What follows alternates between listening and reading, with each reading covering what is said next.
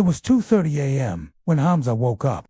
A faint sound, like dry leaves skittering across pavement, had pulled him from a deep sleep. He lived alone, his small apartment, a familiar sanctuary. So when he heard it again, this time clearer, a whisper curling into the silence, he was sure he was dreaming. It was his name, Hamza. His heart began a frantic rhythm against his ribs. It came again, closer this time, as if someone was leaning right over his bed. Hamza. He fumbled for the lamp on his nightstand. The light sputtered, flickered once, twice, then died, plunging him back into an even deeper darkness. The whispering stopped. An oppressive silence filled the room, so thick he could almost feel it pressing down on him. He lay there for what felt like an eternity, every nerve screaming, trying to convince himself it was just his imagination, a late-night pizza playing tricks on his mind. As his breathing started to even out, a sudden, cold blue light flared from his nightstand. His phone, the screen lit up by itself, displaying a single, chilling message from an unknown number. "Stop looking at me." Ice flooded his veins, his mind reeled. Who was looking at him? How he was alone. A terrible, creeping dread took hold.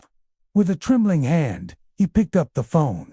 His fingers, slick with sweat, fumbled to open the camera app. He switched it to the front-facing camera, intending to use the screen's reflection to scan the dark room behind him.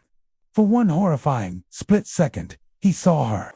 A woman, standing directly behind his shoulder. Her hair was long and black, plastered to a face as pale as bone. Her eyes were wide, black pits staring directly into his. A silent scream tore from his throat as he jolted up, the phone flying from his grasp and clattering to the floor.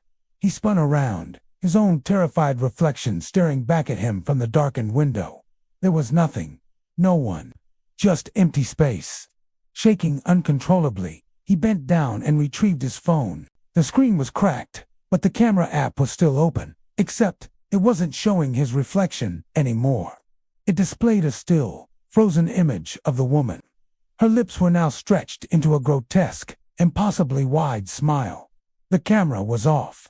The app was frozen, but she was still there, smiling at him.